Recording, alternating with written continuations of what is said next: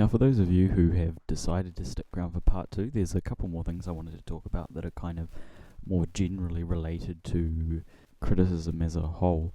And the first thing I wanted to talk about was something that I saw actually on a YouTube video that was video game criticism, but I think it equally applies to any form of criticism, and that's that one of the worst things that you can seem to do in people's eyes as a reviewer is like something.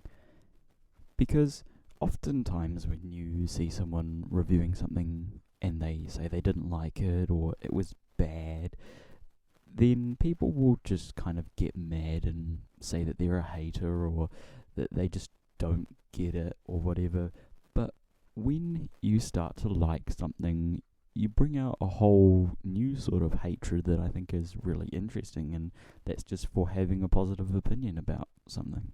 And I was just wondering why that might be. Is it because that it's harder to justify liking something?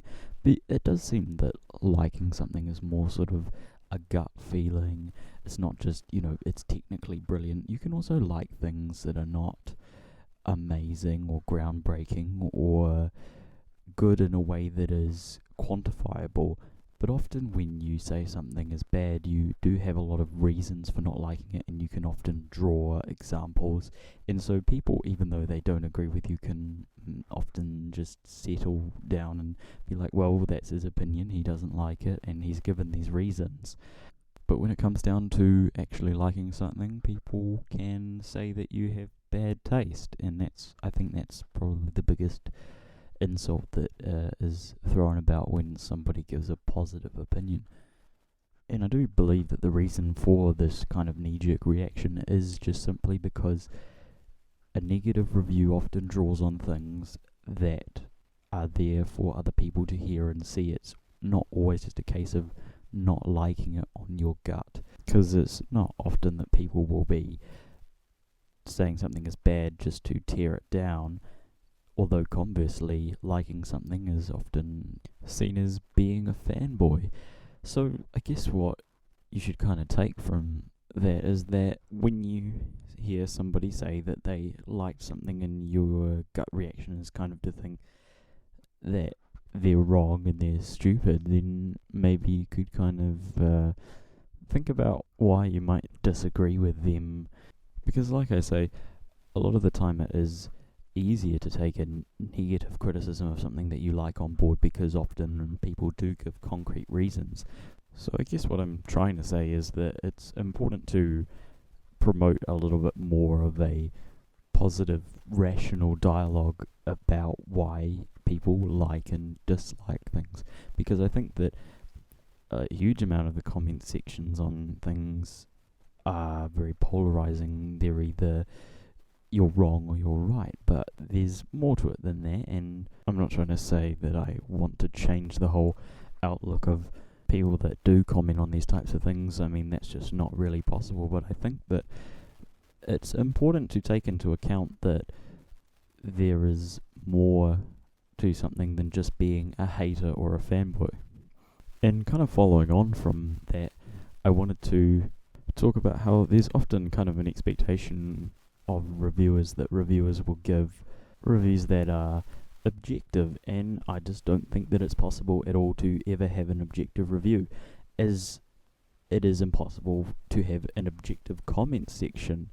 The people that are doing the reviews have an opinion just like everybody else does. The difference is that they're the ones that are making the review, and they're no more immune to bias than anybody else. So people that review things have certain likes and dislikes, and you often have to take that into account, because if you hear a reviewer say exactly what you expected him or her to say, and yet you are still disappointed with the outcome, you're not going into reviews for the right reasons.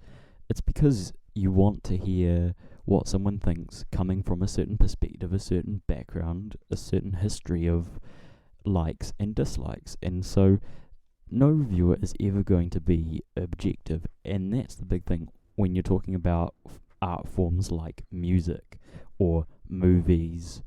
there will always be things that are universally not very good.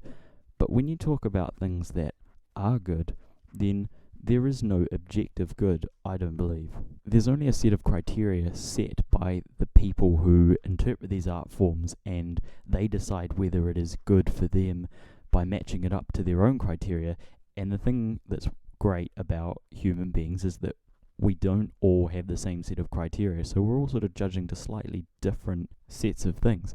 And that's why you listen to reviewers, because you not only want to get your own opinion on something, because you've got your own criteria, everybody does, and you've just come somewhere else to hear it from somebody else and to see how their perspective matches up with yours. And that's truly what I think the whole spirit of reviewing and watching reviews is all about. So that brings our second podcast to a close.